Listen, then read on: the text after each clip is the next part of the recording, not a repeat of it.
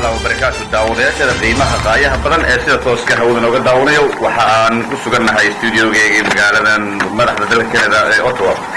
waxa aanu galabta halkan idinku soo diyaarinay barnaamij gaar ah kaasi oo daba socda waraysi hore aan ku qaadnay idaacadda CKC iyo TV-ga TV-ba. waraysigaas oo ujeedadiisu ay ahayd wiilkii sanadkii hore na dhaafay bishii 2016 dalka Belgiumka indhaha laga riday nabarka gardarada ku dhacay liibaan Mustafa Xasan oo isagu magaaladan Ottawa lagu soo booqday studio-gana noogu yimid oo waraysi dhinacyo badan taabanaya la yeelanay. haddaba nasiib wanaag daawadayaal waxaanu si toosa isaguna loo soo xidhay Maxamed Rooble Buraale oo isagu ka mid ahaa dhalinyarta ku sugan dalka Belgiumka gaar ahaana si gaara u liibaan u tilmaamay waraysigii hore aan ka qaadnay inuu Maxamed Rooble Buraale uu ka mid ahaa nimankii nabarka u geystay isagoo walibana sheegay inuu qofkii ugu dambeeyay uu arkayay uu ahaa codkiisana uu si toosa u maqlayay una garanayay qofkaasi inuu Maxamed Rooble Buraale ahaa. haddaba Maxamed Rooble oo isagu arrintaasi markii uu daawaday isku dayay inuu runtii nala soo xidhiidho nasiib wanaagna aanu helnay ayaanu jecelahay bal isaga inaan wax ka weydiino arrintaasi uu liibaan ku eedeeyey iyo dhacdadaas siday u dhacday. Maxamed Rooble Buraale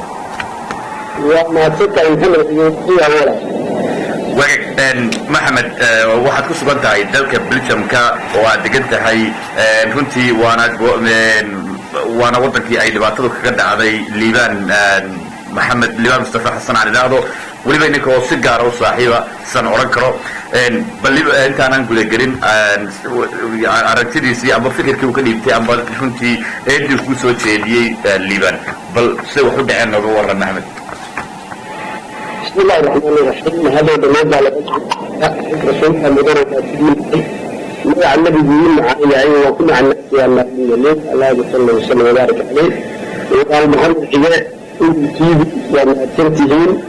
أن في وقت إنه أحب اليوم يعني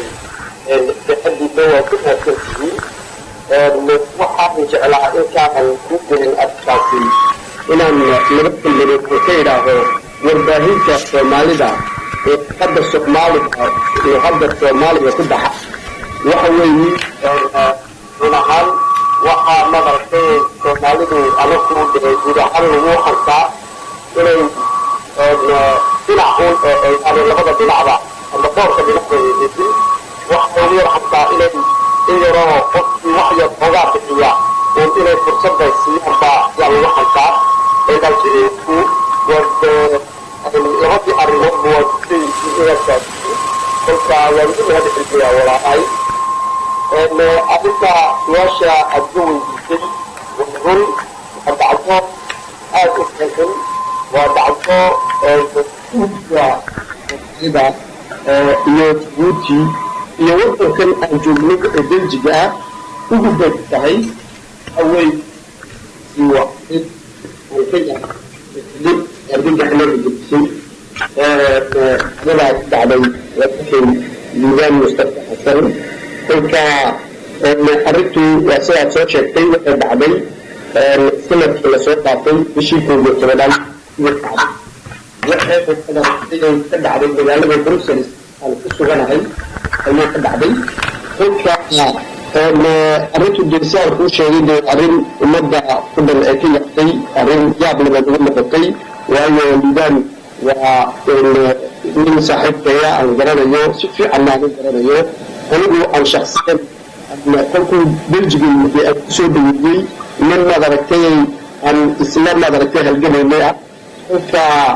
aad baan madaragtay arrinta ugu xumaanay Soomaalidii u soo kacday madaragtay arrinta ka yaaqsatay ayaan ku jirnaa kolka laakiinse waxyaalada eedii ka soo yeedhayna waan ka yaabnay run ahaantii waxyaalo hadallo isburinaya oo jirtaa ayaa maaragtay oo weliba si gaara aniga laygu magacdhabayo ayaa jira kolka inaan kulli dhowr kelmadood ka taabto way tahay walaalkay وهجاج هدان أصلا نقضى دينا محمد ليبان واحد رنتي وتلمامي إن أوركا كوميدو بي هذا معارض كوميدو بي اس أنت حزب كميدا أم أور كميدا إني استيدين أم بس قبوا وايد ديتنا أي كبحن أو أور كلا أي سمستين ديتنا وكم إن يرد عسي أو أيو كتجين عرضي أي كقادين كتجتاك أي كتجين إني عرضتني لا صواب تاعي عرضتهم حد أدوغو مالينسا كل إن هذا كتبته وحوي ديبان وكمتها بليرتي دقدقاقة وجيو لكن بروكسلست أيو كمتها سيدو سو شيء سوغنا كدغيستي وادي ما كدغيستي ما دركتي أها حريريو كأها ورويان تلك إن كدب مدة ونسو شقيني أنا كنا رنهانتي أن كتاجرني أو أن شقيني أن واحد علي إنه ما دركتي كلكي وليدان أن ورقدها هلي ورقديسا وهرتي inuu maadaragtay sida dhalinyartu bararka ay yeeshadeed oo maadaragtay isaga gaar ah u ahayn in maadaragtay dhowr biloodba magaalada jaarkeega ayuu deganaa dhowr bilood oo ku maqnaa kolka kadibna inuu maadaragtay dhowr biloodba maadaragtay uu halganka uu naga wadin kulkiyaatana inuu maadaragtay halganka ugu soo noqdo way dhacdaa kolka arrintaasi ma macnayn kartaa inaad qof madaragtay indhaha laga tuuro oo dhibaato la gaarsiisto aniga shakhsiyan maxamed rabbi ahaan irama ah kolka arrintaasi arrin siyaasad la xidhiidha anigu hadda maskaxdayda madaragtay ka dhaadhiclaadahay waayo dad walaala ah oo isku madaragtay wax midaata oo weligood madaragtay anigu shakhsiyan haddaan tiradeeda aan ka hadlo weli liibaan mustafe hadal madaragtay xulna nama dhexmarin weligay madaragtay wax qalloocan oo madaragtay dhex marayna ma jirto kolka aad baan uga yaabay hadallada eriyada soo yeedhaya aad baan walaalkay uga yaabay khaasatan hadalka odhanaya maxamed rooble buraale ayaa indhahayga ku arkayay hadalka odhanaya hadalkaasi waxa weeyaan waa madaragtay aninkun ahaan la yaab weyn igu noqday waa cambaareen weeyaan kolka arrintaasi su-aal aad ka weydiiseen baa jirto oo odhanaysa maxaa sabab maxaa de warkaa ninkii madaragtay maanta magaalada bruxelles iska jooga maxaa booliskuu soo qabtaa yihiin baa su-aal ka weydiiseen kolka jawaabtiina waan ka yaryahay oo waxa weeye cadaaladda belgiga ayaa u xaqiiqaysa dhinaca maxamed roble aad baan uga yaabay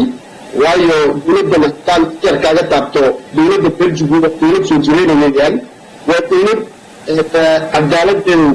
ay competence universal wixii belgiga ka dhaca maaha ina dowladda belgiga waxay tahay wadana macal ka dhaca waan madaragtay dalkayga inaad ku xukumaan diyaar u ahayd tirahaa waa dowlad waxa weeyi xukuumaddu kolkood jidinba weeyaan laakiin cadaalad dadka kala wada weeyaan ayaa kala wadaa cadaaladdaanaad madaragtay laba qof ma jirto cadaaladii intii ekeyd ayaa maxamed rooble oo bruxelles ka jooga soo qaban weyday oo xeerkiisii ka mari weyday arrintaasi arrin la yaab la igu noqotay walaalkay kolka hadallo badan oo isburinayana waan maqlaa bilowgii waxaa igu soo duuray walaalkayo maxamed rooble hadalkiisa ayaan maqlayay codkiisa ayaan maqlayay ayuu liibaan ka dhawaajinayay abaarka iyar kadibna waan arkayay bay noqotay kolka intaasoo soorbaa qof keliya toonba ka soo yeeraysaa kolka anuu arrintaasi dee waxaan leeyahay madaragtay walaalkayo si toosa iyo si dadban midna walaalkayo arrintaas uguma jiro walaalkayana waan u duceynayaa kacayladii iyo jacayladii kolka hore aanu qabay ayaan u qabaa oo ku damqanayaa waxaan ahay aniguna maad aragtay nin labaad oo dilay baan nahay eediyey baan nahay dooqa la geliyey baan nahay kol kastaba hadalkiisa lagu celinayo oo laleeyahay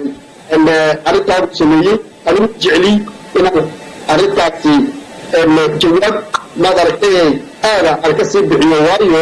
waayo way iska caddahay arrintaasi oo maad aragtay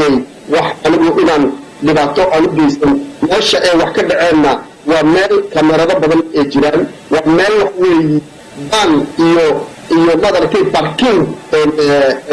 privega ka dhacday oo kamerada jiraan waxa weeyi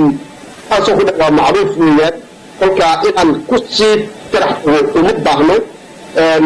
laakiin eedaasi waxaan isweydiinayaa wax liibaan ka soo yeeray unbaa mise waa wax maad aragtay fikradda dad wax ka u jeeda maad aragtay liibaan kula talinayaan sida doontaba waxaan leeyahay walaalkayow arrintaasi soomaalida iyo walaalahay iyo dhammaan inta ay garanaysa iyo intaan isla halgamada waxaan ka shaafinayaa arrintaas inay maad aragtay waxba ka jirin maad aragtay hadal dhinacii cadaaladda inaan nadiif ka ahay nasiib daro inaan dhinacii cadaaladda nadiif ka ahay dhinacii midyaagana inaad ka kaste lagu celcesho sidii kor hore aanu sheegayna been lagu celceshay dee run ma dhasho walaalka وهجاج محمد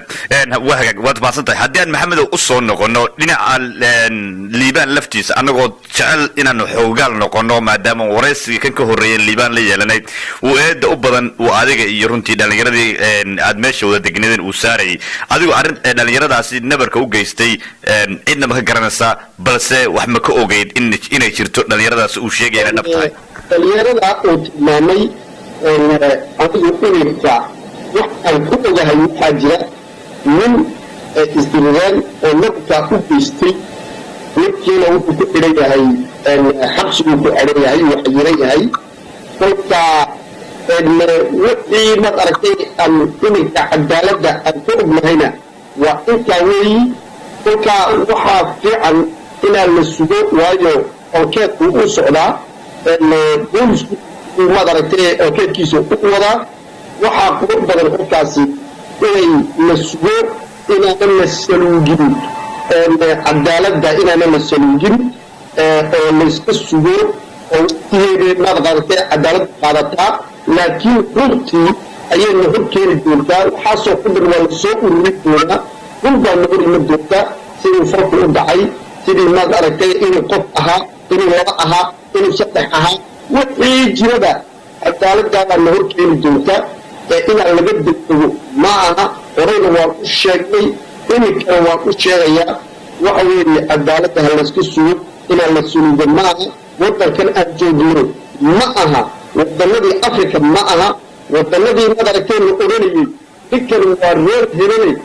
maad aragtay reer hebel uga eexda gaalkaasi aan ku hoos nool nahay waa u wada siman nahay walaalkayow kolkaa waxaa yar moodaa weliba walaalkay maxamed cigow waxaa yar moodaa inaa arrinta si qabiil weliba loo dhigayo ayaad moodaa sababta barkood oo kolkii yaraydba arrinta kolkay dhacdayba waxaa lagu soo tuuray kolkii yaraydba reer hebel baa dilay ninkaa reer hebela waxa weeye waa wixii soomaalida lagu yaqaano weeyaan walaalkayow kuurtu xaqiiqadu sidaasu aad bay uga fog tahay inaan layska sugo waayo wuxuu ku garanayo beentaasi waxa ku garanayo dee waxa weeye been haddaa la sheegayana waxbaa loo yar eekeysiiyaaye been waxa ku garanayo anigiiyo maad aragtay reerkayga jooga walaalkayo ayaa la yidhi maxamed rooble buraale ayaan aragnay oo halkaa joogay baa la yidhi oo indhahaygaan aragnay kol baan maqalnay baa la yidhi kolba sidaa maad aragtay loo dhigaya hadalka waxaan jeclahay inaa maad aragtay runtan layska sugo cadaaladda inaan la suluugin iska soo bixi doontaa ninkii dambiilaha dembigiista waa lagu buuxiyey laakiin inaanan laga degdegin cadaaladda inaanan laga degdegin inaanan waxaan arrintaa dhacdayna inaad siyaasad waayo siyaasad kuma jirto meeshii waxa weeyaan runaantii waxa weeyaan waa dagaal waxa weeyaan dhibaataa dhacday dee siyaasad hadday ku jirto waxaa maad aragtay xaakimka guud maad aragtay magaalada belgiga ama bruxelles wuxuu ka soo saaray kuwa dawalkii uu ka qaaday إلى سياسات كنت استمع عرب تلقوا العلمية الميديا بلجيبا كنا نقول الدادي وصوص صاري بيان وكل هاي الرئاسة سياسة بجفتو كمان أقول إيه سياسة بجفتو الرئاسة اللي بجفتو وهي ورقم صوص صاري وكان وحنا الناي إذا تعلمنا قال اليوم هل السلوك الدولة أين السلوك إن شاء الله لو تصل الهجرة وهجاك إن حدا دبوا ينقض السؤال إن محمد ليبان بكتشري كنا ويس فهم وين وكبحي عصب أم إنشي كلا يسميستين adigu ma waxaad kamid ahayd ururka markii hore Liibaan la socday mise ka guureen baad ahayd mise waad ka hadhay markay guureen ururkeed adigu marka kamid ahayd walaalkay maxamed cige labadaasi midna kamid ma yihi anigu waxaan ka ahay gudoomiye urur edex la yiraahdo oo ma aragtay kale oo samxaad oo madax bannaan دليلتا الجيل إلى هو تكسر نظرك لبعض مستقل لبضع وشيء غيره لبضع كتب مني نظرك إيرن سبحان الله لبنا إيرن مدنا أهم قلت إيرن يرى وراك هي وتعين السيادة على القبر وتلجأ أمرك أن تسمعين عن واحد وحسب أردت السكانية ما أركيه ولا كيه وأن ببعضنا إيطالي أن أقول بسنة من ما أركيه وحوي وببعضنا وين وببعضنا ألوس وحكون على ولا كيه والكافر سويدياني ويقول لك روح الشارع ما أراك سياسة ما أقول لك على ما نقدر كيه ما مسؤول على رأس من هذا انتهى قلت إن كثير طبعا نقطة لكن حوي وإن العدالة تسلم وإن وقت هنا النظر تيجي الجوجا الأول لو الصومالي يكون المنطق هو ده كنا نقرب وهاك وسون أحسن إن هدي أنا صور نقطة محمد ليبان وها هذا الكيس كشرتي أما ونحن أيا هيد dadkii u geystay nabarkan laxaadkiisa indhaha ka tiray inay ahaayeen dad uu ka dambeeyay siyaasiga aanka ee hogaamiye USM ta xisbiyada mucaaradka ku midoobeen daaf arintaasi maxaad adigu sid u aragtaa daahir ahmed farax waa siyaasi weyn oo Djibouti laga yaqaano mucaaradka oo 25 sano halgan dimuqraadiyadda ku jira waa la garanayaa halkan ugama baahno inaan faahfaahin aan ka bixiyo ninkaasi waa nin maad aragtay dhibaato dhinac kastaba Djibouti lagu soo geystay laakiin Liibaan oo yaalkiisa kamid ah wuxuu maad aragtay arrintaasi u dhacayso horta arrintaasi anigu garanayaa Liibaan loo garanayaa daayira faraxna aqoon ma laabno kolka arrintaasi walaalkay waxaasi dadkii garanaya daayira ahmed farax ruuxaan aad bay ula yaabeen marka waa been baad leedahay inta eedda u soo jeediyay arrintaasi waxa ka weyn walaalkay daayira ahmed farax arrintaasi uu ka dambeeyayda weyn aan ku sheegi karaa maxamed roobe buraale ay ahayga ku arkeedu kolka intaha ma aragtay aragtidaasi inay been ee tahay ayaan ku xaqiijinayaa taa kalena dee maxaaba ka doorba maragmadoon weeyaan oo maadaama anagiiba aan kula hadlayo uu Liibaan uu yidhi waa maxamed rooble buraale indhahaygaan ku arkay uu yidhi oo maragmadoona oo maanta aan ku maad aragtay sida aan iskula joogno oo idaacaddiina maad aragtay aan ka marayo kolka waxa weeye waa arrintaasi waxa weeye ma fahmayo Liibaan arrintaasi ujeedooyin kale ayaa meesha ku jira ayaa ila muuqda aniga sida ila muuqato ujeedooyin kale meesha ku jira runtina way noqon doontaa cadaalad baa bannaan baa joognaa iska iman doontaa aniga ma soo jirin cadaaladda way iska iman doontaa insha allah وهجاك محمد وايهي dadkan Liibaan nabarka u geystay way badnaayeen marka mahadaada ininka wax hore inga dhaxayn ama ayna wax hore isugu iman way uu adiga ku soo qabtay ee kuwii kale uu arki waayay mees taagna محمد waxaad inka aad tiri dadkaasi way badnaayeen adiga iyo aniguba ma garan karayno siday arrintahay oo inay badnaayeen inay laba qof ahayd ma garan karayno cadaaladdaa garan karta cadaaladdaa arrinta soo kala saari karta maya siduu isagu liibaan u dhigayo uu leeyahay dad badan bay ahaayeen dadkii waxaan su-aasheedu waxa weye muxuu adig kaga soo soocay dadka uu sheegay le uu badayay dad badan baa soo weeraray keligaa muxuu kaga soo soocay arrintaasi waxay su-aashaasi ku habbooneed liibaan bay ku habbooneed baan u malayn kolka aniga iguma habboono waxaa arrintaasi korkii ugu horreysay liibaan weli haadda booliska uma sheegin inuu maad aragtay anigu aan maad aragtay amba arkay amba maqlay amba si booliska weli haadda wuxuu u sheegay ma jirto waayo de boolisku wiima lahayo waxbuu iga weydiin lahaa arrintaas kolka waxa weeyi waa arrin mediaga uu lagu faafinayo cadaaladii waxba looma sheegayo laakiin mediadii kiimina hadday noqoto ku kale hadday noqoto waa la tegayaa meel kastaa la marayaa kolka eedaabaa lasoo daadinayaa cadaaladiina waxba looma sheegayo runtii baa loo sheegayaa khaasatan weliba runtii aniga waxaa igula maqla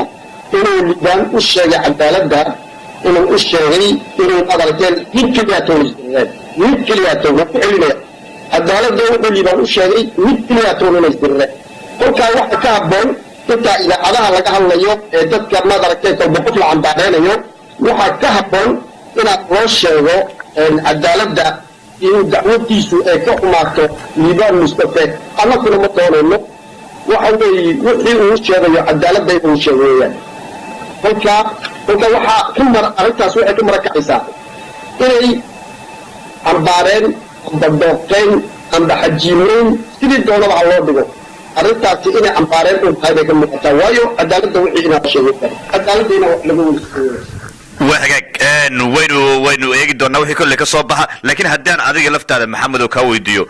dalka Belgiumka markii nabarka liibaan uu ku dhacay amba indhaha laga soo riday dalka Belgiumka dhakhtar ka mid ah waliba magaalada degan tahay Brussels ayaa la dhigay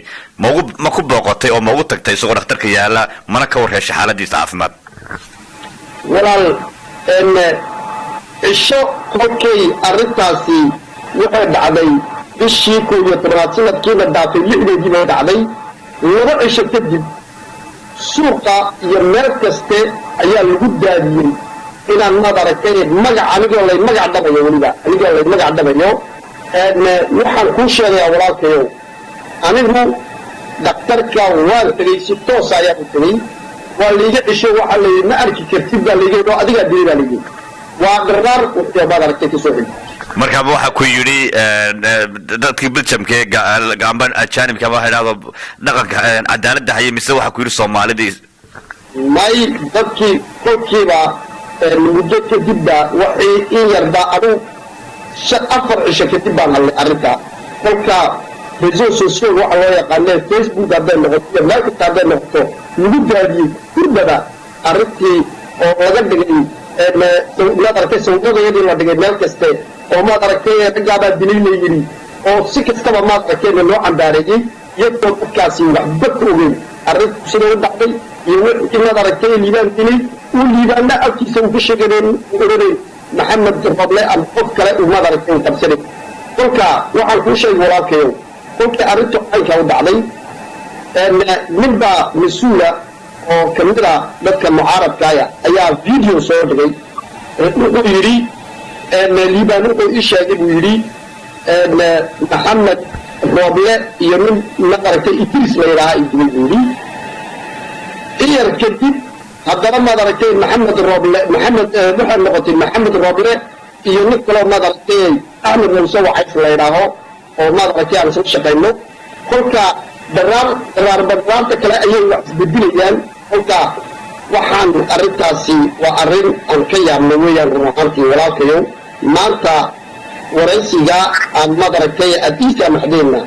waxa weeye inaan u sheego dadweynaha inaan u sheego arrintaasi inay laaqan tahay inay maad aragtay been badan ee meeshay ku jirto inaan shaqo aan ku lahayn iyo maad aragtay dhaqdhaqaaqa siyaasadeed aan madaxa aan ka ahay inaan shaqo aan ku lahayn kolkaa waxa weeye cadaaladda ha layska sugo ummadda soomaaliyeed waxa kale way soo geli doontaa kurtu way iska iman doontaa been badan baa arrinta ku jirta إن شاء الله وحن وقاكي لبان وحن رجينا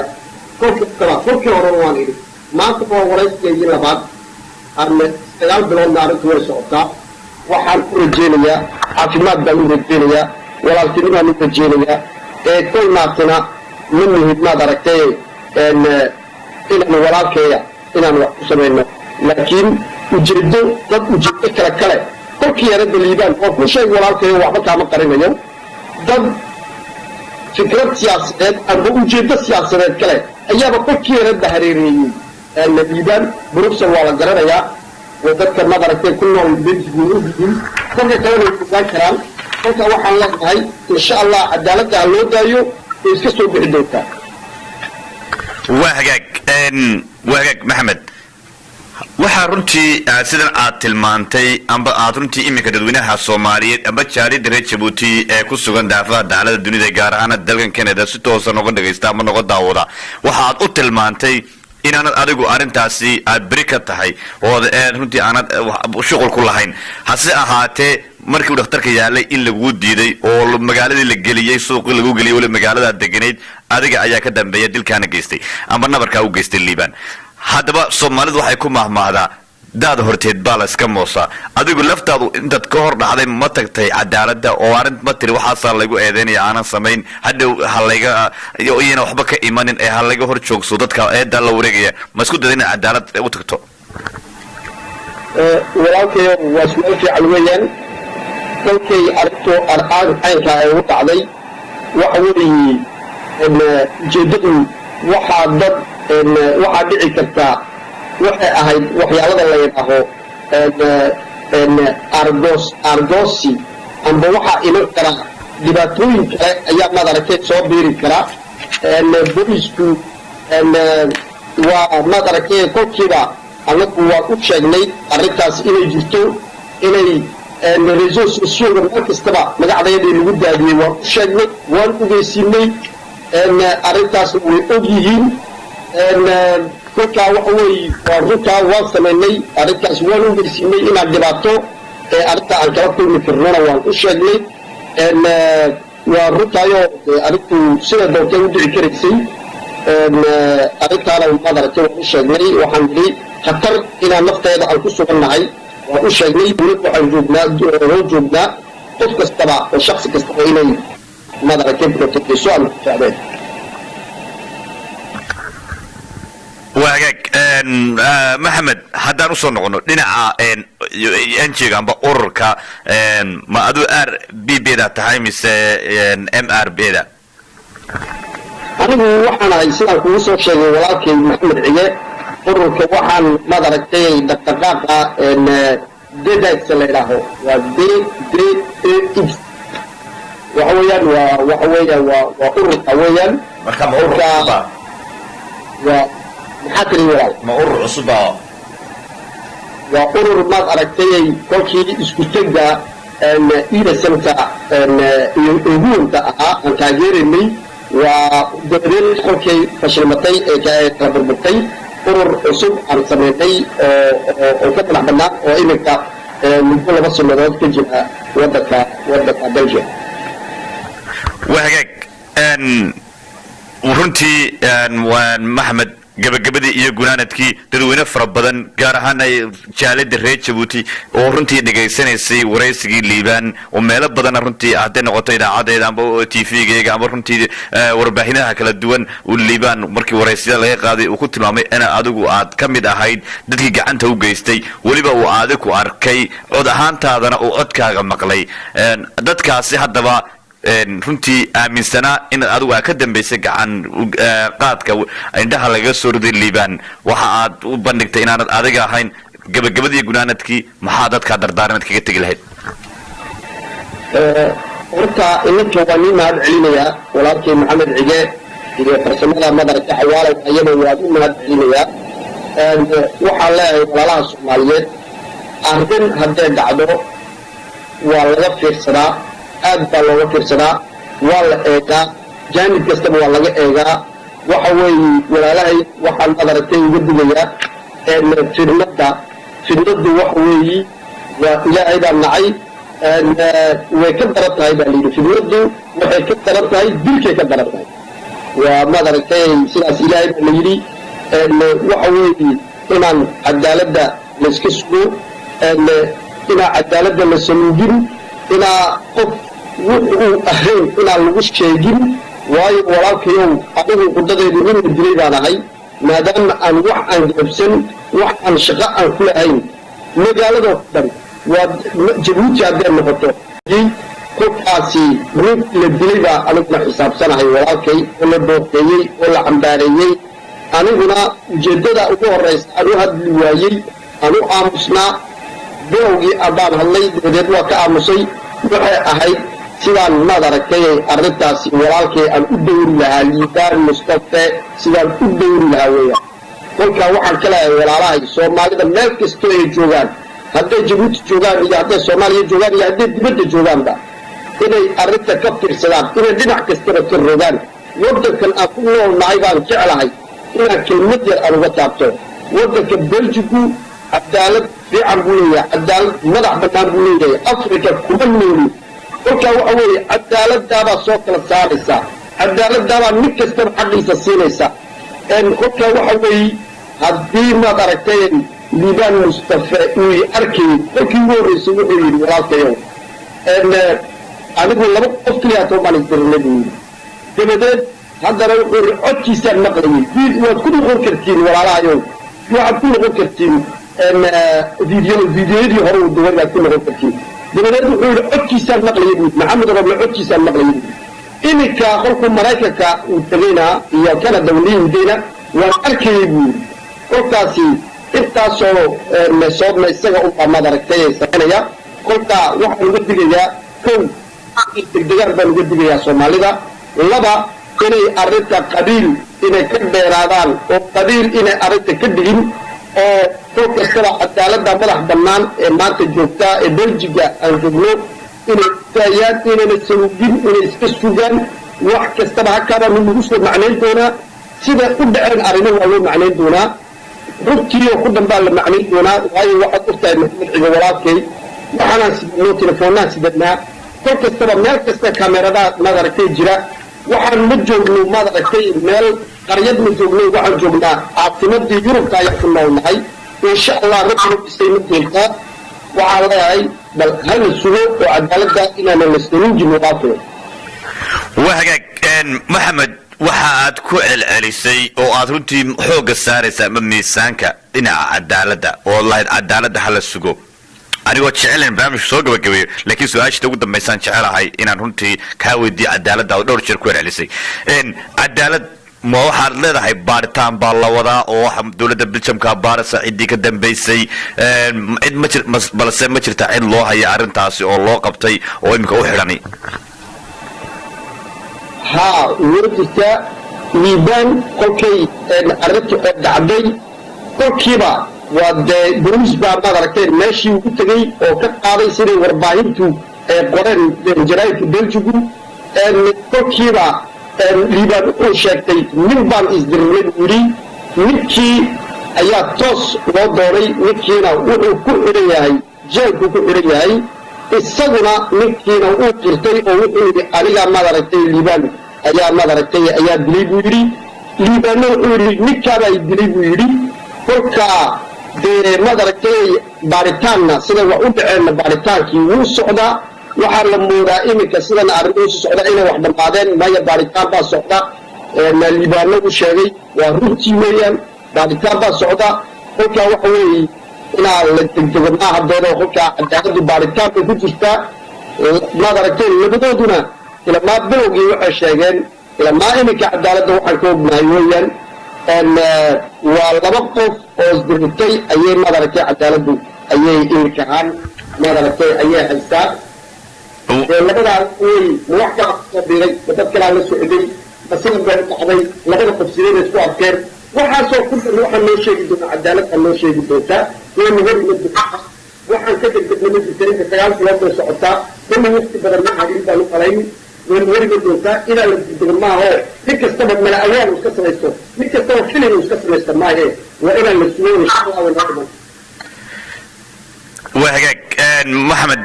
مركن ليبان ورئيس قال لي لأن يتدبات كينا صودا في وحرنتي عن هذا الكيس كترتي إنه يري بلن ودجنا أما قول كم ذاك برسل مقالة ودجنا بلشمكا ayaan loo yiri soo daadeg inama markaa ay asxaab ahaayeen oo isgaranayaan oo yiri waanan u haysanay wax dhex marayeen soo daadeg bilinka hoostiisa kaalay deetan markan u daadegay ayaa nabarkay ku dhacay buu yiri imikana waxaad ii sheegtay in la xidhay oo qof loo hayo haddii qof loo hayo qofkiina qirtayba uu yiri anaaba dilay way markaa cid kaleba loo raadinaya oo qofkii loo weydiin ayaa kula socday miyaan arrintu iska caddayn markaa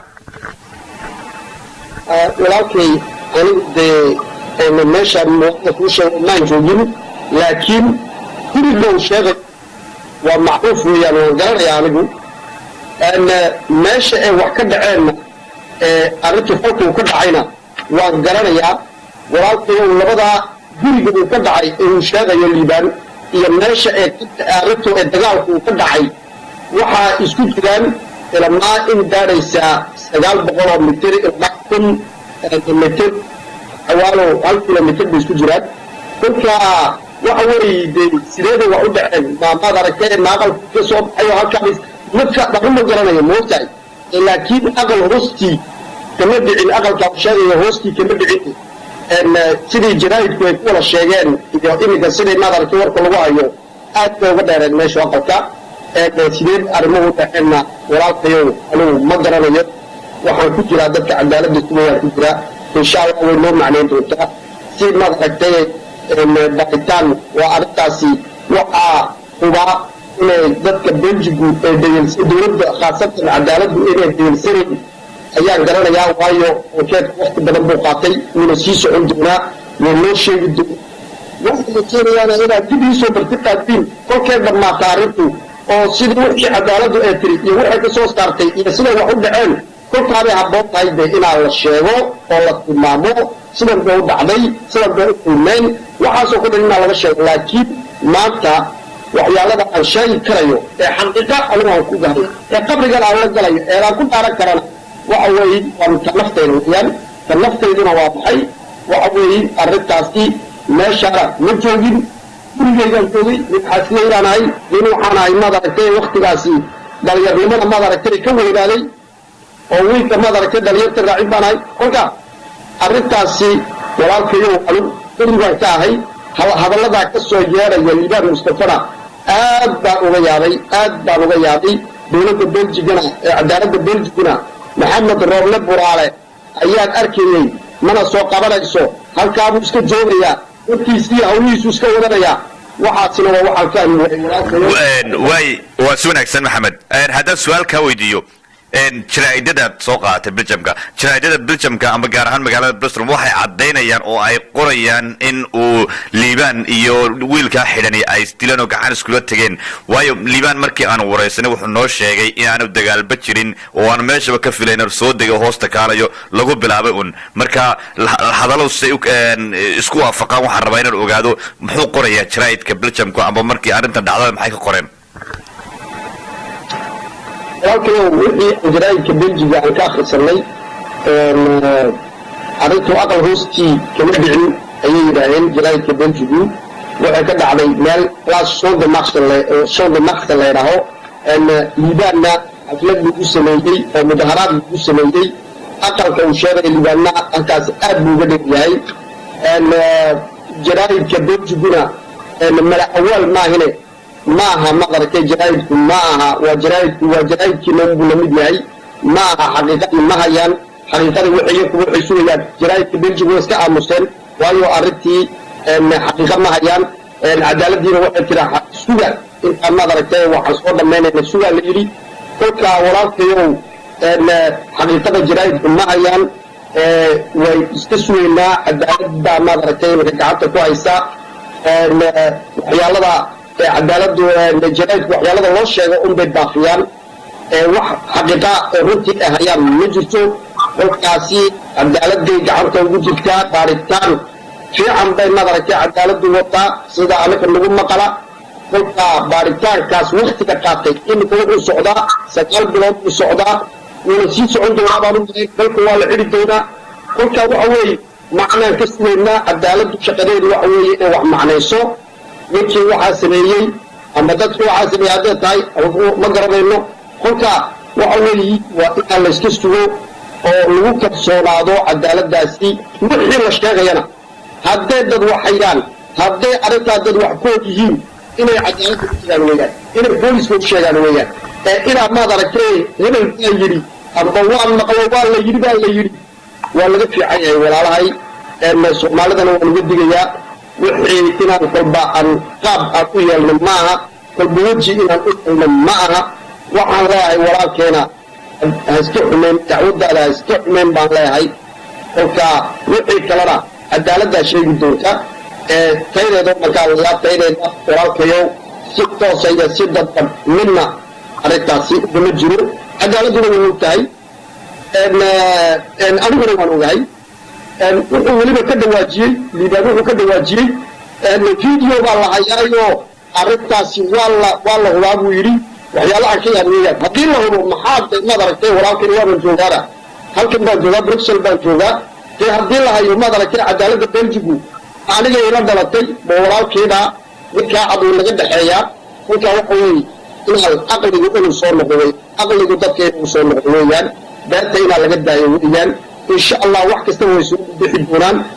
wakti dambena waan ka hadli doonaa siday wax u dhaceen wixii xaqiiqa oo proof alaakuya kolkaa insha allah waxaan way iska dhammaan doontaa way iska iman doontaa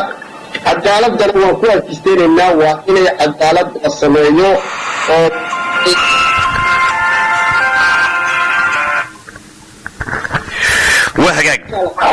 وهاك محمد كل جبدي يجونان تكيني برامج كنا جارك رنتي أتسجد فايسي إدا وكوسو تشيري ويلك عندها لقى صار دلك برشام كيس مجال ده أشوكتان ليبان مصطفى حسن واحد شغله هاي جبدي نسؤال كاوي ديو مركي دعدي محمدو wiilka indhaha runtii laga soo tuuray sida uu sheegayo habeen barbay ahayd goorma kugu horeysay adigu aad maqasho in liibaan la dilo walaalkayow waxaan arrintaasi kolkaan subaxii aan soo kacay cabaar meelaha 11 markay ku dhaweyd saacadday bruxelles ayaan maad aragtay wixii ugu horeysayba aan ka maqlay waxay ahayd qoraal aan ka akhriyey facebook aan ka akhriyey ahayd dabadeedna maad aragtay telefoonaan diray maan sadaqin arrintaa maan sadaqinoo badanka facebook iyo research sociogaba waxyaalo been ayaa badanka lagu daadiyaa maan sadaqin arrintii telefoonno ayaa maad aragtay balqod aan ku haystay wax war sugan siiyo waa waayey dabadeedna waa dhawaaqtii gabalku kolkuu dhacayeenba arrintaasi xaqiiqo inay tahay war sugan aan ku helay intii hore walaalkii malawey xilligaabaan maadagtay ayaan maqalkii ugu horreeyey 11 hawaalo 12 ragga saacadu ahayd saacadda maaragtay belgiga wahagaag gabagabadii iyo gunaanadkeeni maxamed dadweyne fara badan oo Soomaaliyeed gaar ahaan jaaliyada reer Djibouti ee aadka arintan ugu dhuntaagaysa waxa ka soo bixi doona iyo xaalku sidoo noqon doono ogna wiilkan runtiisa indhaha looga saaray iyo cid uu ku eedeynayo waliba aad ka mid tahay ku eedeynayo bal chance hada ku siiyo fursadii ugu dambeysay gabagabadii ummadda reer Djibouti ee jaaliyada daafaha dacalada dunyada ku sugan maxaa aad kaga tagi lahayd walaalahay kolka labaan ku celin doonaa waxaan leeyahay horta maad aragtay ilaahay nuurkiisii liibaan mustafa ha u soo cesho siday ummadda Soomaaliyeed ugu sara kaceen ee dadweynaha reer Djibouti ugu sara kaceen inay dadaalkii ugu wadaan inay maad aragtay dadaalkii halkii aan laga joogsaday inaan laga wado ayaa ugu yeerayaa ummadda maad aragtay dadweynaha maad aragtay Soomaaliyeed iyo Djibouti baa lagu yeerayaa waxaa kaloo aan ugu yeerayaa inay kutirkutaanta iska daayaan waxaan baa la yidhi kani baa ku duulay xusbigan ahaa maad aragtay qabiilka maad aragtay reer hebel baa reer hebel dilay waxaasoo ku dhan inay ka tegaan walaalahayow oo xaqiiqada ee cadaaladda maad aragtay ay sugaan inaan maad aragtay fidnad masiibo dhacday inaan masiibo kale inaan lagu daro ma aha waa laga qurux badan yahay waa laga fiican yahay diinteena ma dhigayso dhaqankeennuna maad aragtay ma dhigayo kolkaa waxa weeye ummad soomaaliyeed baan nahay kolkaa inaad taana laga foojignaado arrinta sideed tahayna xaqiiqadu sideed tahayna wayna hor iman doontaa cadaalad baana keeni maad aragtay ayaa iman doontaa baaritaan baa lagu jiraa boolis iyo cadaaladii beljiga ku dhanbaa baaritaankaa ku jira way keeni doonaan inaan laga degdego ma aha hadallo maad aragtay wax aad meesha aad ogeyn inaad sheegtidna ma aha qof aad maad aragtay aad ku ogeynna inaad ku sheegtidoo aad waxaaba maad aragtay sameeyey inaad tiraahid ma aha dembi bay ku tahay qofka waxaas yidhaahan dembi bay ku tahay kolka waxa weeye dembiga inaa laska yareeyo inaad dembiga laska yareeyo weeyaan xaqiiqada ilaahay baa garanaya cadaaladuna baaritaan bay maad aragtay ayay wadaa baaritaan xooga ayaa la wadaa kolkaa baaritaankaasi ayay ka soo bixi doontaa maxamed rooble hadduu ku jiray 9 bilood baa maanta ka soo xigta arrintii dhaabtee dhacday haddii in yar aan kaga jirin in yar haddaan kaga jirin maanta walaalkayo kulama hadleen halka kulama joogeen kolka waxa weeye anigu cadaalad maad aragtay boolis ii yimideyna maan arkin arrintaana kama ogi maad aragtay waxba kama ogi si toos iyo si dadbanba siday u dhaceen cadaaladda maad aragtay loo sheegi doontaa walaalahay soomaaliyeed waxaan ka leeyahay walaalahay reer jabuuti waxaan ka leeyahay arrintaasi waa lagu degdegay anigu maad aragtay waa lay cambaareeyey waa lay boogteeyey nin la dilay baan ahay kolkaa waxa weeye kolkaa arrintaasi waa cadaalad baad bay nadiif iga dhigi doonta niyadayduna maad aragtay wax samaana maahayn wax xumaana kuma jiro 9 bilood waan aamusnaa waxaan lahaa nin walaalkeeya oo liibaan mustafe oo anagu aan u gargaarnay oo anagu maad aragtay walaalkii uu noo ahaa oo shalay maad aragtay qof kale u sheeganeen annaka maad aragtay annakaa isku maad aragtay ahayn annakaa wax isku ahayn kolkaa maanta inaa maad aragtay dadka la kala qaadqaado waa laga qurux badan yahay waa laga fiican yahay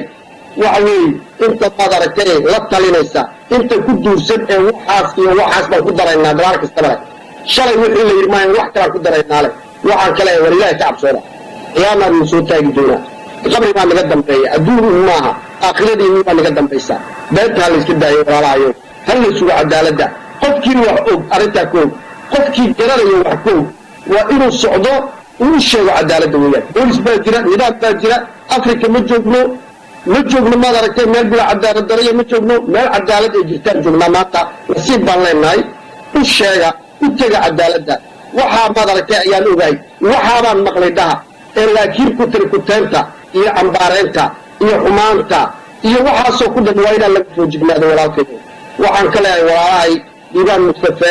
dadaalkii aad u gasheen u wada walaalahayo dadaalkii dadkii dalay baan ka mid ahayn waxa weeye waa walaalkeen weeyaan shalay walaalkeen buu ahaa maantana waa walaalkeen dhibaatada ku dhacday waa masiibo qofow qiyaasi karayn weeyaan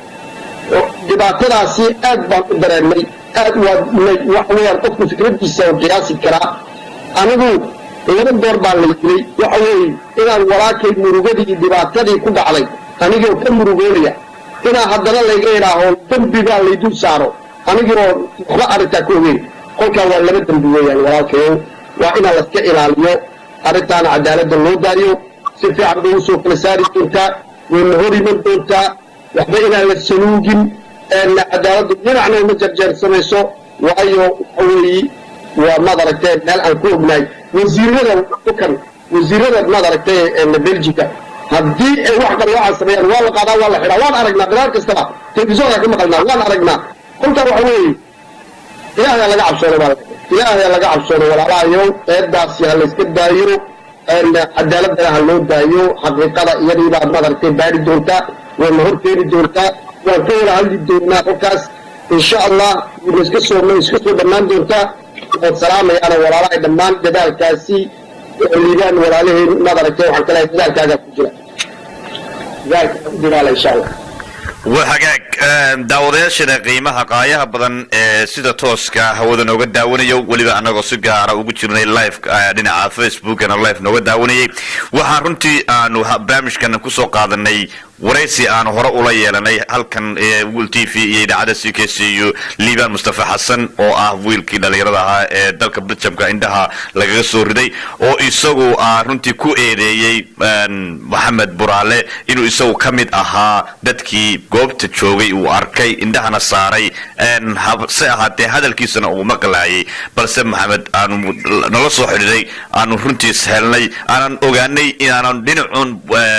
waraysan bal dhinaca kalena aanu eegno eedal la saarayo wuxuu ka og yahay Maxamed runtii barnaamijka gaarkaan kusoo qaadanay waxaan rajaynayaa inaad ku qanacdeen haddii ay biraahdo waanu ka dhow sugi doonaa markay dacwadu dhamaato ama runtii wadanka Belgiumka cadaaladu ay runtii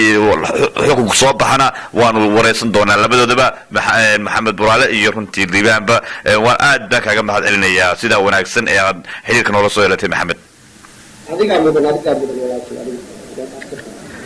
وهذا مدو حقك داوداش قيمها بدن ومحمد احمد اسكو دبردكي iyo saaxiibkeeni farsamada Awaale Xaaji Ismaaciil oo idin leh isma dhaafno isma qaldamo xishale daawasho wacan hadii ay biraado iyo barnaamijyadana kale inoogu xiga waxaan igaga tageynaa salaamu calaykum wa rahmatullahi ta'ala wa barakaatuh halkani waa Ugu TV